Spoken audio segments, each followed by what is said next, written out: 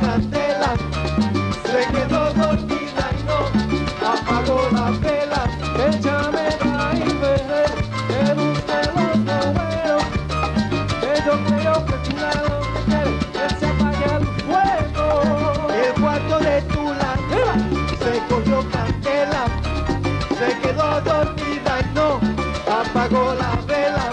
Ay, por ahí viene el labio, entre en la corredera, pero se para el cuarto de Tula, la cogió candela. El cuarto de Tula se cogió candela, se quedó dormida y no apagó la vela. El cuarto de Tula se cogió candela, se quedó dormida y no apagó la vela. El cuarto de Tula se cogió candela, se quedó dormida y no apagó la vela.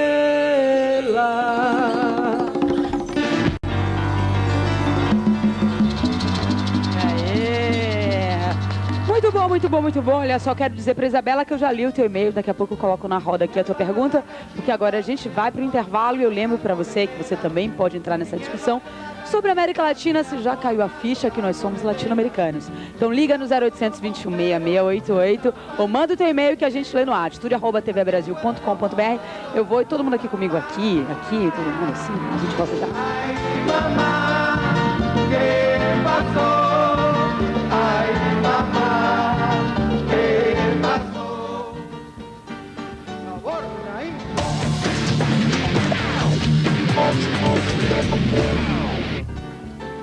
Olha só, o Atitude está de volta e a Lorena, que é uma atriz chilena, está aqui de férias pelo Rio de Janeiro, acabou de chegar. Eu acho que ela não está muito acostumada com o trânsito do Rio, aí chegou um pouco atrasada. Lorena, tudo bom? Seja bem-vinda. Tudo bom? Você já está falando portunhol, né? Portunhol, eu falo portunhol.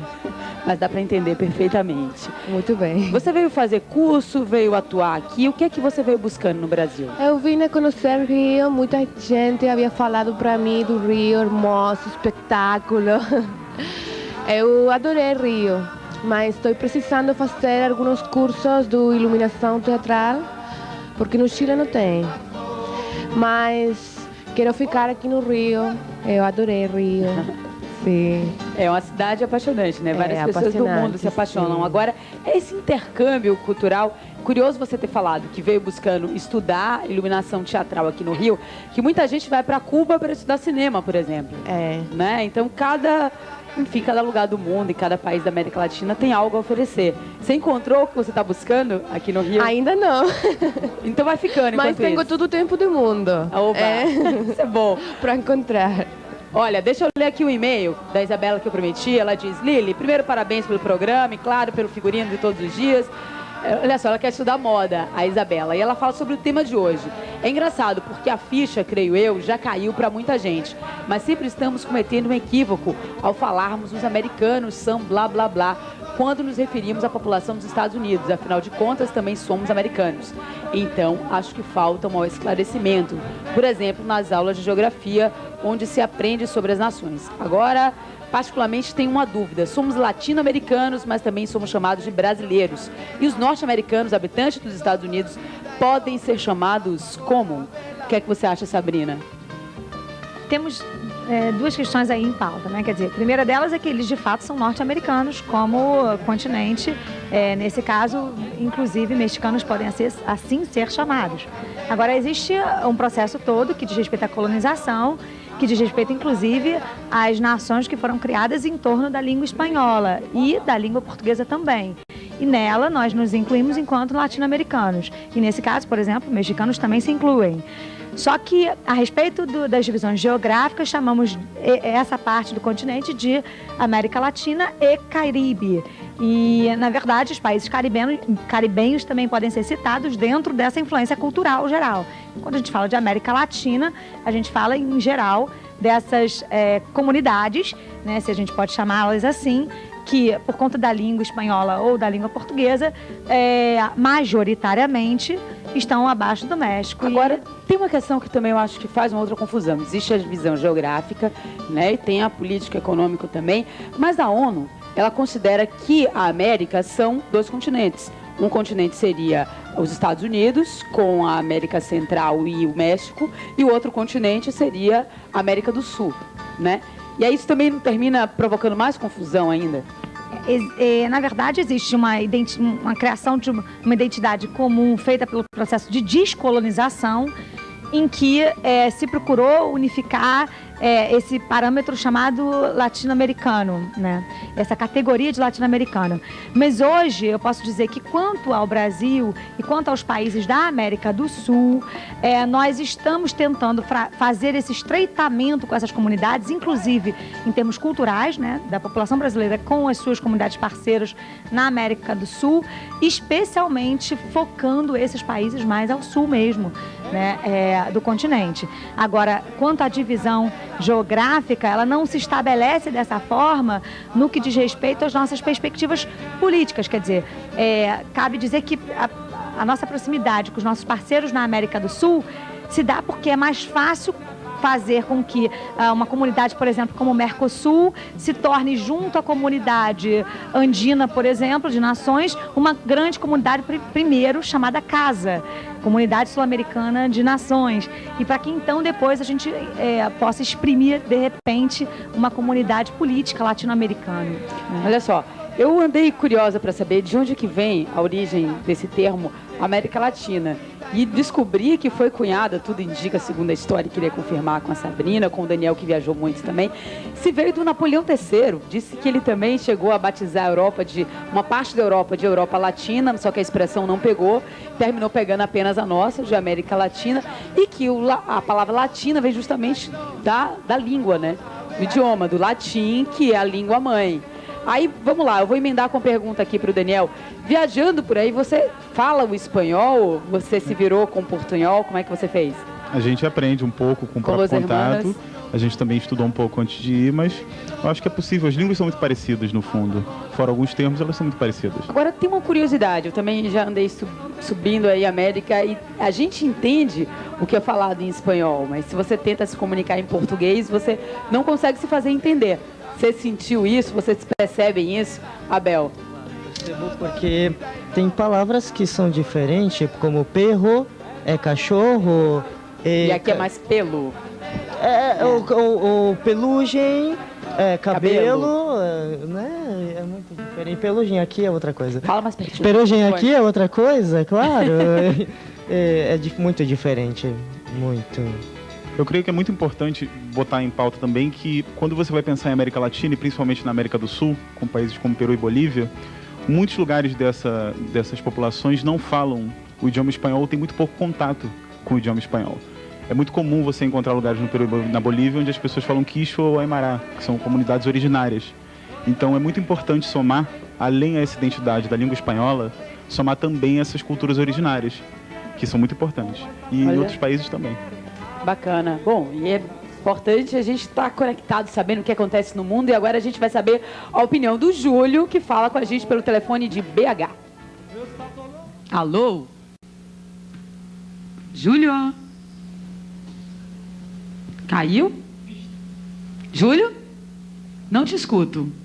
Bom, pelo visto nem ele me escuta também. Depois a gente puxa a ligação aqui. Tem um outro e-mail que queria falar com a gente. Vou perguntar para o pessoal da Essência Latina o seguinte. Paramenho, o que a gente perguntou já o que trouxe a Lorena aqui para o Brasil. E para você, o que te atraiu aqui para o nosso país? Para mim? Pois é. É uma história muito longa.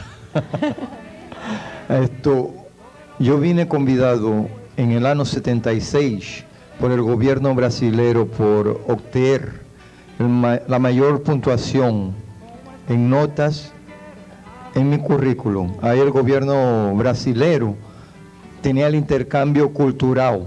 Él nos cedía una vaga en las facultades de Niterói, São Paulo, Rio Grande do Sur, Bahía, para quien pudiera garantir su estadía aquí en el Brasil. Entonces, yo vine a estudiar en esa época, en el año de 1976, que fue un intercambio cultural. Un brasileño iba para Panamá, que es un país bilingüe, que se fala inglés y español, que son las lenguas oficiales, y ahora también tienen facultad. Aquí en la época, la ingeniería civil tenía un grande avance en las construcciones, Niemeyer, y entonces eso me incentivó a venir a estudiar en Brasil. Yo soy formado en ingeniería, arquitectura, escenografía e gosto de música, principalmente samba.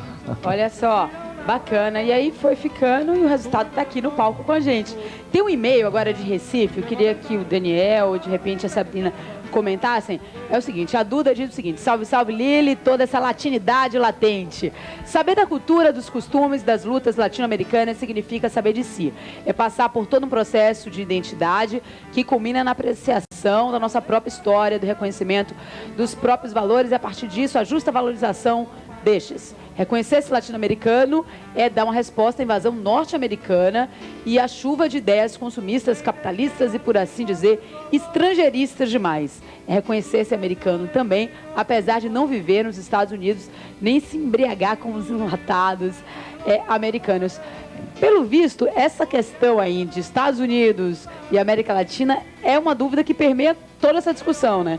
Todo mundo que mandou um e-mail até agora vai justamente aí. É verdade. Eu acho que tem a ver o processo em que nós estamos vivendo hoje, de reativação da cultura latino-americana e especialmente da valorização dos filmes, da música, do encontro dessas culturas latino-americanas, tem de fato a ver com uma resistência cultural mesmo aos produtos hollywoodianos, ou a uma cultura eurocêntrica típica até a década de 70.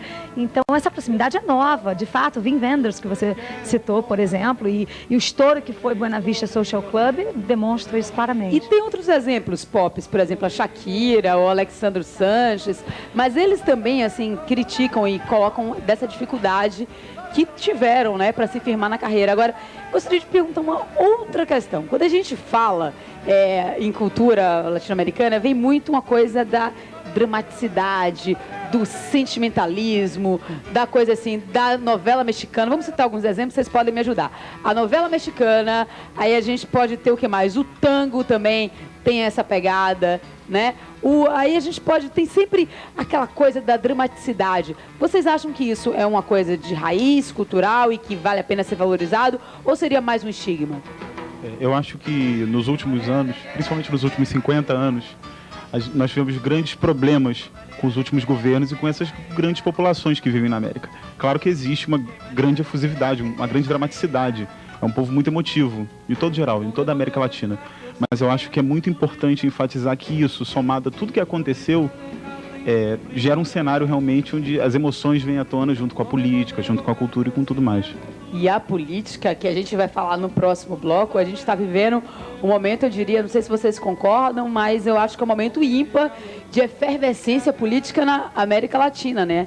As pessoas têm reagido, os governos que têm sido eleitos é uma prova disso. Bom, mas agora a gente vai de música para dar uma relaxada com a essência latina. Qual vai ser para Menho? Agora vamos homenagear Cartola, Olá. en son de salsa, que es el ano de Cartola, filmes, Oba de Cartola, que ele merece. Grande filme, inclusive, que está em cartaz aqui no Rio e várias cidades do Brasil.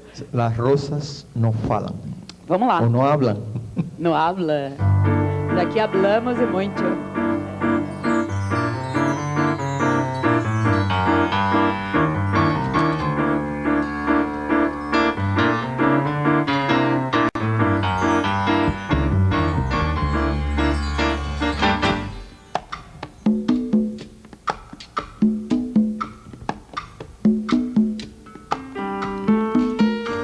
Nace otra vez la esperanza en mi corazón, pues ya va terminando el verano. Por fin vuelvo al jardín, con certeza que debo llorar, porque tú no quieres regresar para mí. Me quejo a las rosas, más que locura si las rosas no hablan. Simplemente rosas exhalan el perfume que roban de ti. Querías ver mis ojos heridos y quién sabe un día, queridos por ti.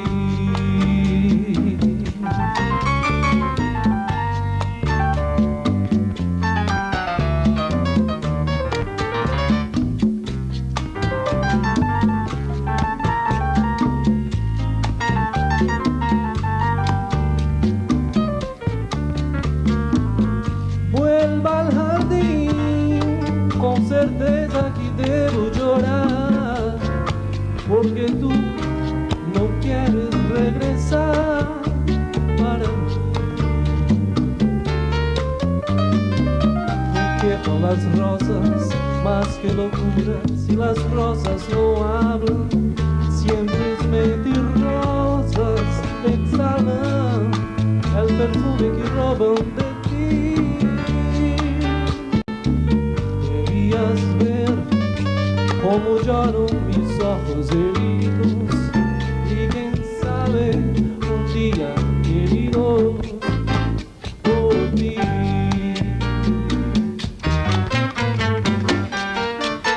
Sabor, los rumberos.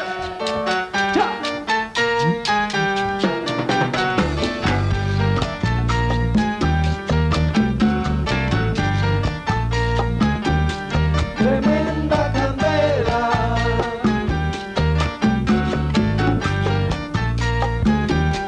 pidió corredera,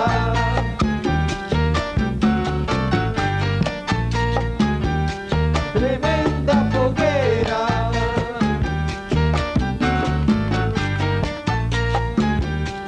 le puso candela.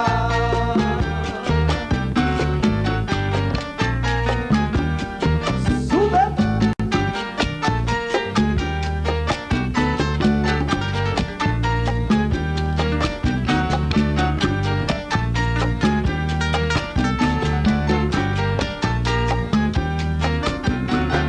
Echa la semilla de la maraca para que se eche pucha, pucha, pucha, pucha, pucha. Vuelvo al jardín porque tú no quieres regresar. Yo vuelvo al jardín, vuelvo al jardín porque tú no quieres regresar. No estás más a mi lado, corazón. Vuelvo al jardín porque tú no quieres regresar. Que mala como mi mamá, con la esencia latina vamos para el vuelvo al jardín porque tú no quieres regresar. Tú no E a quieres. gente vai pro intervalo, daqui a pouco a gente volta com mais Atitude.com para conversar com você sobre essa tal latinidade. Até já. Olha só, estamos de volta aqui em clima de latinidade total para conversar com você sobre essa questão, se a gente se sente ou não latino-americano, se a ficha já caiu para você. E essa pergunta que eu quero fazer para o Daniel, que fala com a gente de São Paulo. Alô? Alô, Oi? alô, eu queria falar assim que eu acho que a dificuldade que nós temos de nos reconhecermos latinos e reconhecermos essa alcunha de latino-americanos é por causa da atrofia que nós sofremos com o nosso modelo de colonização, né? Tanto é que tem um exemplo clássico de quando as senhoras portuguesas chegaram com a família real, todas com turbante, e a corte brasileira copiou. E na verdade não era moda, aquilo lá era piolho que tinha dado nos navios que eles vieram. Então, eu acho assim que a abertura dos portos das nações amigas, nós recebemos até cartola, que é uma coisa totalmente europeia, para proteger a cabeça da neve, nós usávamos no Brasil, que é um país totalmente tropical. Então eu acho que nós devemos realmente, principalmente no caso do Brasil, nos sentirmos latinos, né? Os povos los hermanos, né, os povos, os uruguaios, os chilenos, os bolivianos, têm uma coisa da cultura muito marcada na roupa, na forma de se mostrar também para o mundo. E aqui no Brasil, você estava comentando que a gente tem muitas heranças. Por exemplo, eu lembrei de uma outra. Você sabia que aquela roupa que as baianas usam, aquela roupa branca tradicional, é de um tecido chamado rechilier, que é um tecido francês também, que vem daí, dessa época da colonização? Eu não sabia desse detalhe. Pois é, então a gente tem vários exemplos para dar, Daniel. Agora, vem cá, a gente está perguntando se você que está aí do outro lado da tela assistindo a gente, se sente latino-americano, se a ficha já caiu para você. E aí? Eu acho que para mim, sim. Eu quero fazer história um dia ainda, então eu tenho uma consciência, eu acho. Converso muito com os meus professores de história, de filosofia, e eu acho que essa ficha já caiu, sim. Eu vou fazer intercâmbio para os Estados Unidos, mas eu já fui criticado por alguns colegas, mas bem para os Estados Unidos, se você não é latino, sua nacionalidade não está à flor da pele. Está sim, eu acho que isso é uma coisa cultural. Eu acho que eu ir para os Estados Unidos, ou o intercâmbio cultural, ele serve ainda mais para reforçar essa latinidade dentro de mim. Mas você tem 16 anos, tem a vida aí toda, aí você pode ir nos Estados Unidos, pode rodar a América Latina, enfim. Acho também que não tem que ter preconceito de não pode ir para ali, porque, né, tem que ficar aqui. Concordo. Enfim, eu acho que vale rodar, viajar que é bom, né? Porque quando você chega num lugar novo, você tem que decodificar novos sabores, novos cheiros, enfim, novas línguas. Fora, né? Eu acho que quem viaja fica mais inteligente. Acho que sim também. Né? Porque, força mais o cérebro. Valeu, viu, Daniel, pela tua opinião. Obrigada. Obrigado. Tchau. Tá jóia. Você concorda, Lorena e Abel, que viajar? E Daniel? Sim, eu concordo muito. Se aprende muito. Viajando, se É um aprende desafio, muito. né, a cada dia. É, para mim também. Aprender a falar português, falar, a gente entenda para mim. Você já Mas teve falarei muito bem. Vem cá, vamos você já ver. teve alguma situação que você confundiu, era uma coisa, você pensou que era outra? As diferenças culturais já te deixou em alguma saia justa, como a gente chama? Mas falando que fazendo. Sim. As palavras mudam muito. Conta aí, diga aí, uma que você por trocou. exemplo, no Chile, fome é não engraçado. Então, um dia um brasileiro perguntou para mim, você está com fome? Eu falei, não, eu estou muito bem. Não, se você quer comer. Ah, é muito diferente no Chile é outra coisa. Bacana, olha só. O Daniel, e o que é estar com fome no Chile? Hã? E lá no Chile, o que é estar com fome? Fome é estar aburrido. Aborrecido. Aborrecido, é. Tá, em português. Bacana. Olha só, o Daniel, ele quer estudar história, como a Sabrina, que é historiadora e está aqui com a gente.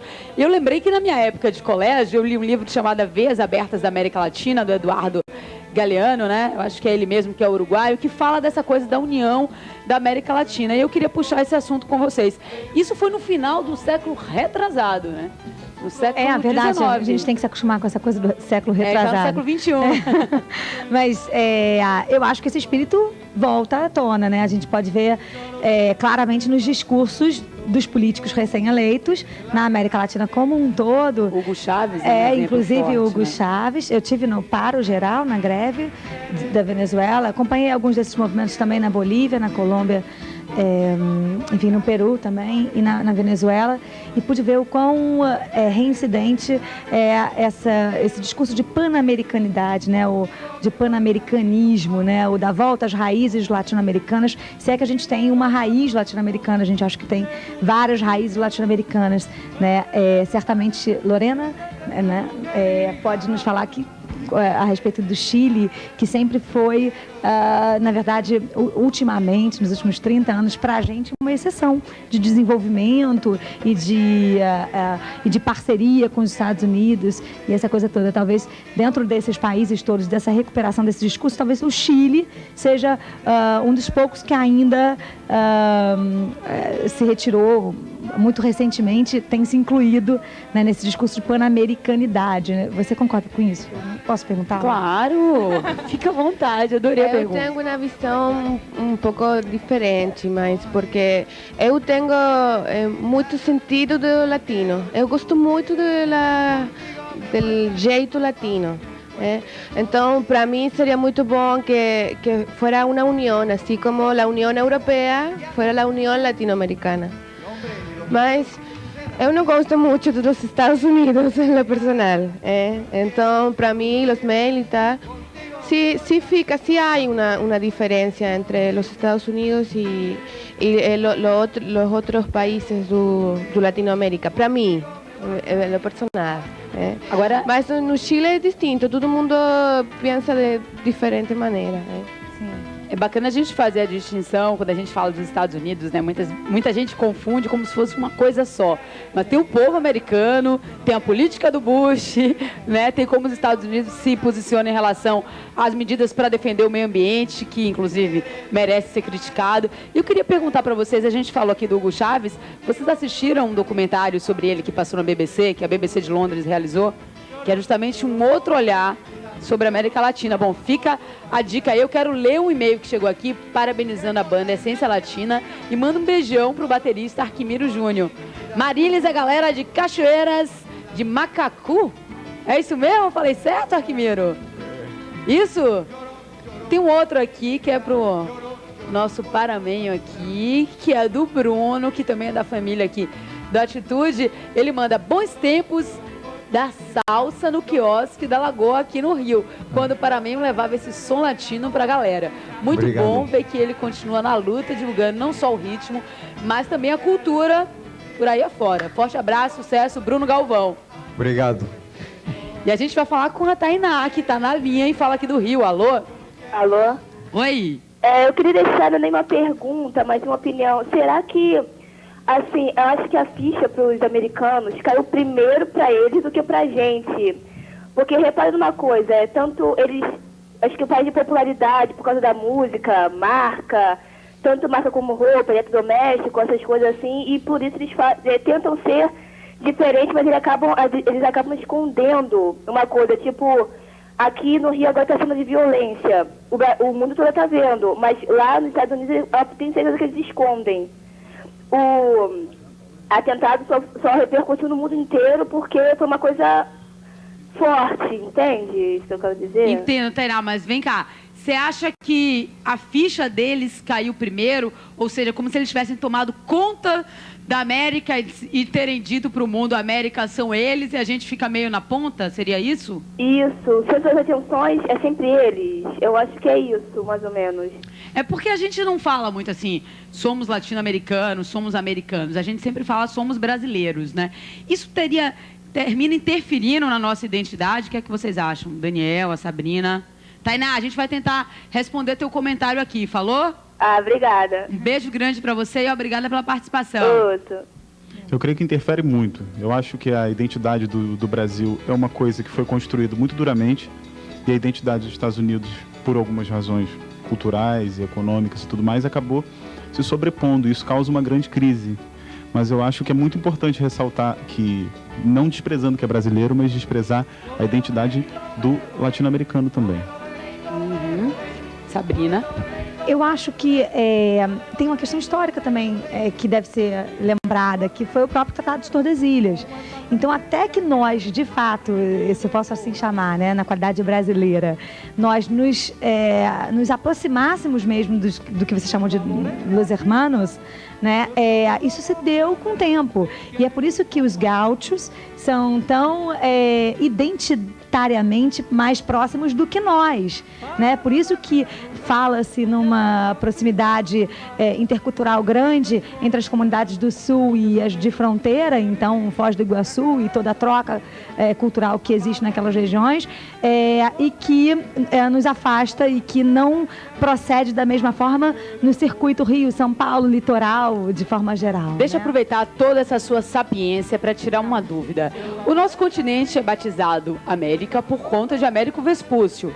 Só que Perfeito. Cristóvão Colombo, que é quem batiza a Colômbia, não pisou aqui antes? De fato, pisou no continente, pisou no Caribe, né? Para depois chegar no continente. Agora, essa questão histórica, apesar de ser tão sabida, né, ela é muito controversa até hoje. Tanto assim que a gente continua estudando o Pedro Álvares Cabral e a chegada, né? E é menos importante, inclusive nas escolas. Quer dizer, quando Verdade. você falou que leu o Eduardo Galeano na escola, pelo menos aqui no Rio de Janeiro, não é de praxe, porque, na verdade, estamos muito mais preocupados com a história do Brasil e da Europa. E assim como o nosso amigo Abel, chileno, falou.